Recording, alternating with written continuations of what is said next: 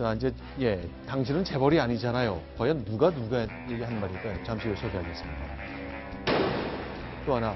자, 한 의원이 지적한 것입니다. 88년에 있었던 50화국 청산을 위한 청문회, 그 아들 6명이 계속 세월을 뛰어넘어 정부에 돈을 준 것, 권력에 돈을 준 것 때문에 문제가 됐다는 점 지적을 했습니다. 먼저 안민석 의원의 영상 한번 보시겠습니다.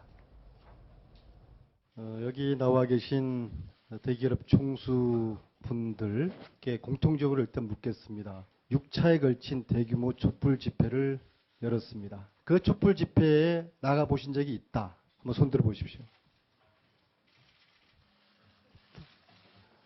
아니, 당신은 재벌 아니잖아요. 근데 보통 이제 청문회에서 증인에게 당신이라고 하는 경우가 있긴 있는 건가요?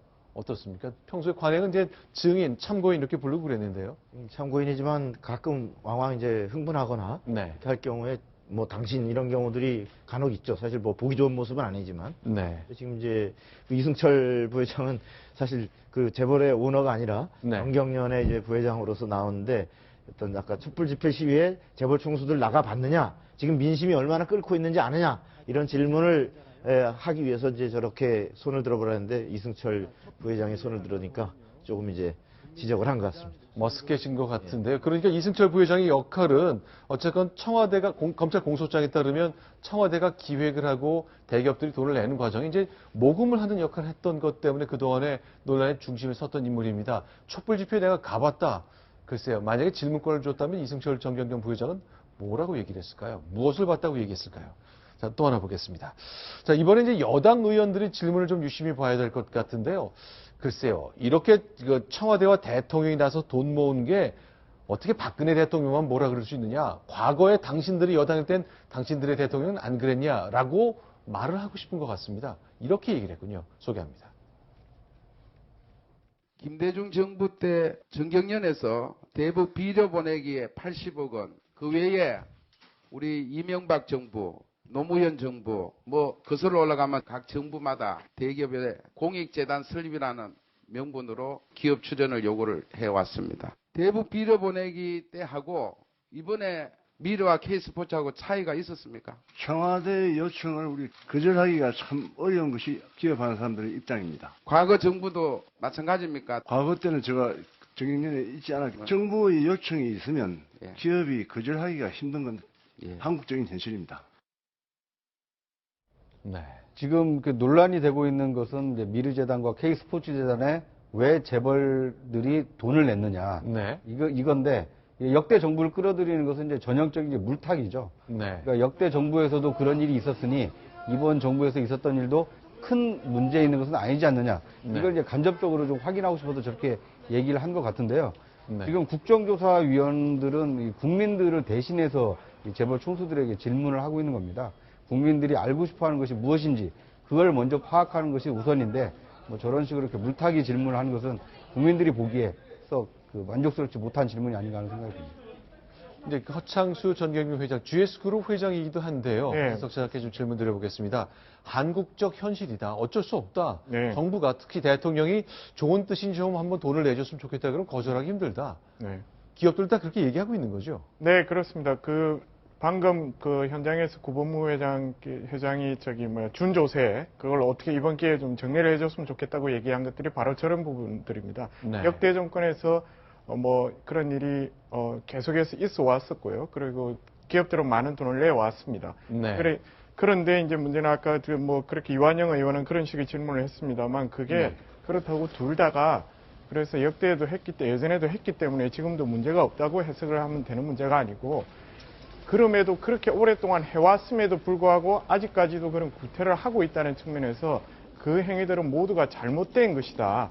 그렇게 보는 것이 이 사안을 지금 제대로 보는 거고 국민들도 묻고 싶어 하는 거고 지적하고 싶은 부분이 그런 부분일 거라고 생각을 합니다. 자, 여당 의원 한 명이 또 이런 쪽지를 보낸 것이 이제 사진 카메라에 좀 잡힌 건데요. 저희가 좀 소개해드리겠습니다. 손소 변호사, 어떤 네. 겁니까? 새누리당의 이완영 의원이 김성태 위원장에게 보낸 쪽지인데요. 좀 네. 작게 좀 글씨가 보입니다만 내용은 이렇습니다. 정몽구, 송경식, 김승현 이 세 분은 고령, 나이도 많고 또 병력이 있기 때문에 네. 오래 버티기 힘들다. 그래서 이런 내용의 사전 의견서를 보내왔고 이제 매우 걱정된다라는 취지이고요. 그러다 보니까 이제 의원님들이 이 세 분 회장 증인에게는 먼저 질문을 하고 일찍 이제 보내주는 배려를 했으면 한다라는 그런 내용의 쪽지를 새누리당의 그 이완영 의원이 김성태 위원장에게 보냈고요. 김성태 위원장이 지금 읽는 장면이 지금 나오고 있습니다. 아, 그 읽는 장면이 이제 카메라에 된 건데, 글쎄요. 이거는 이제 좀 이런 저런 분들은 좀 건강이 안 좋으시니 좀 배려를 했으면 좋겠다 그거군요. 아, 바로 이완영 의원, 그러니까 정몽구 회장이 건강이 악화돼서 그 배려해야 된다고 말하는 건데, 바로 저희가 이 쪽지 내용대로 이완영 의원이 실제 국회 국정조사장에서도 이렇게 얘기를 한 겁니다. 뭐 건강이라는 게 뭐 배려를 해야 될 사안 같습니다만, 글쎄 이거는 박성부 국장께 좀 여쭤보고 싶은데 어떻게 좀 해석을 해야 됩니까? 물론 지금 저분들이 되게 연령이라든지 정몽구 회장 같은 경우 연령이라든지 또 김승현 회장의 경우는 건강 문제 때문에 사실 사면 복권 받는데도 하나의 사유가 됐기 때문에 그런 부분을 뭐 고려할 수는 있겠지만 지금 어쨌든 이 가장 중요한 어떤 국민적 의혹이 집중돼 있는 상황에서 어떤 국민을 대표하는 그 국회라는 헌법기관에 나와서 질문을 받고 있는 상황인데 어떤 특정 기업의 어떤 총수들에 대해서 어떤 배려를 저렇게 부탁하는 것은 제가 볼 때는 그 상당히 국민들 입장에서 보면 네. 상당히 오해를 살 소지가 있다. 네. 그래서 뭐 기업에서 로비 받은 거 아니냐 좀 심하게 보면 네. 이런 오해까지도 살 수 있기 때문에 네. 좀 질문을 좀 더 효율적으로 하고 해서 어떤 다시 똑같은 질문 반복되지 않고 하면서 효율적으로 어떤 청문회를 끝내서 어떤 그 같은 조건에서 이렇게 그 마무리하는 것이 보다 바람직하지. 누구는 말하자면 빨리 보내드리고 누구는 붙들고 계속하고 이렇게 되면 좀 상당 부분 오해를 살 소지가 있다 이런 생각이 듭니다.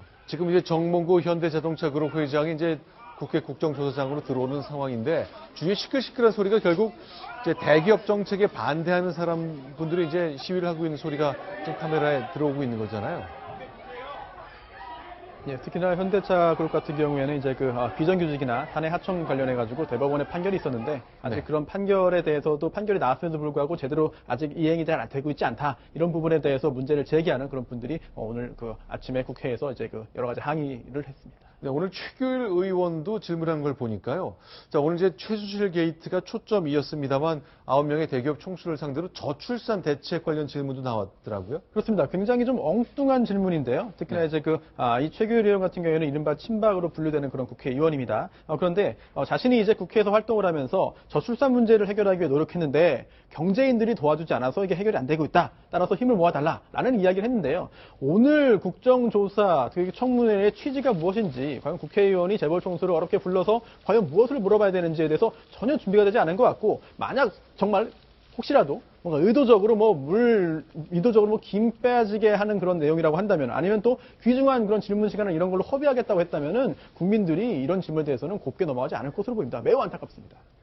자, 오늘 이제 나왔던 의원들의 지적 중에 하나 좀 뼈아프게 생각되는 것이 1988년도 50 청산 비리 청문회 때 28년이 흘렀습니다만 부자가 이제 그 대를 이어 경영하는 과정에 모두 문제가 됐던 경우 6사례가 이제 거론이 된 거죠. 그렇습니다.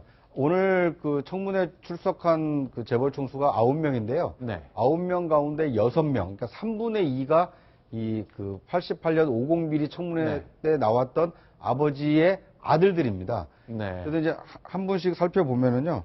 당시에 88년에는 현대그룹에서 정주영 회장이 네. 나왔었는데 네. 오늘은 그 큰아들인 정몽구 회장이 나왔고요. 삼성에서는 이건희 회장이 나왔었는데 그 아들이 이재용 회장이 오늘 청문회에 출석했습니다.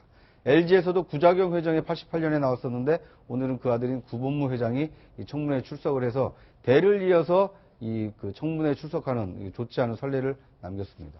허진석 차장, 그럼 네. 어떻습니까?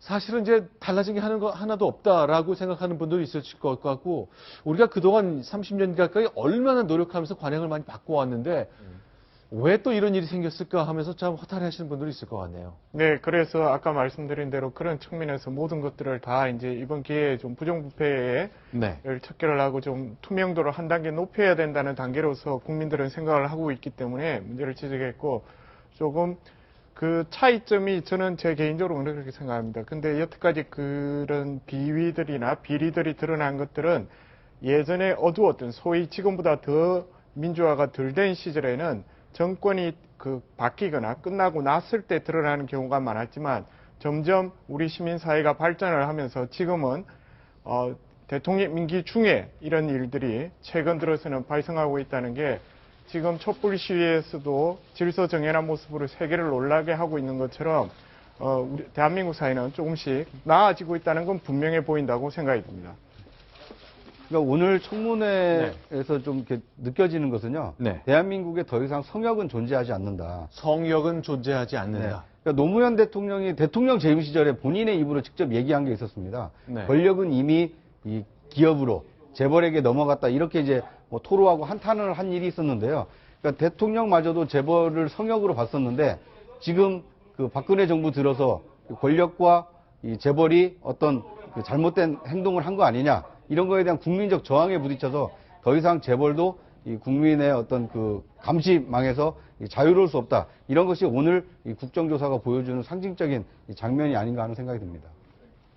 알겠습니다. 그럼 다시 한번 국정조사 현장으로 한번 가봤으면 좋겠습니다.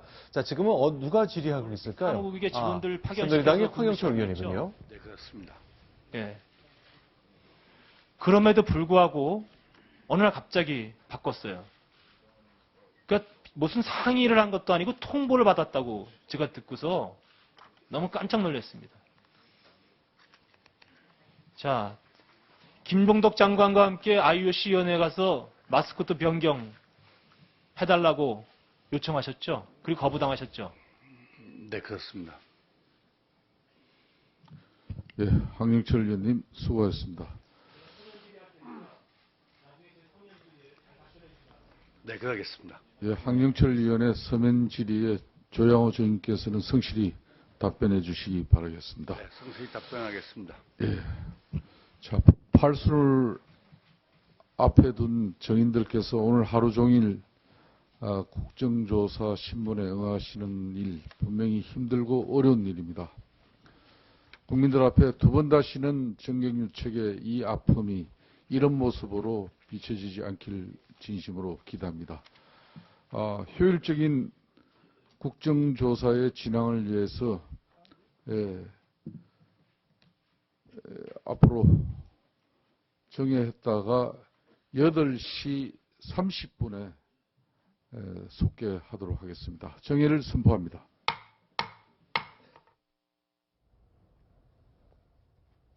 네, 5시 30분에 이제 속개됐던 오늘 국정조사 6시 40분 이제 70분간 질의를 마치고 계속 이어졌군요. 자, 그럼 이제 다음 소식 계속 넘어가 보겠습니다. 2시간 정도 아마 저녁 식사할 시간을 갖는 것 같고요. 저녁 8시 30분에 속개됩니다. 오늘 자정까지 계속될 것 같다는 전망이 있었는데 실제 그렇게 갈 가능성이 커졌네요. 자, 다음 소식 순위 확인하고 돌아옵니다.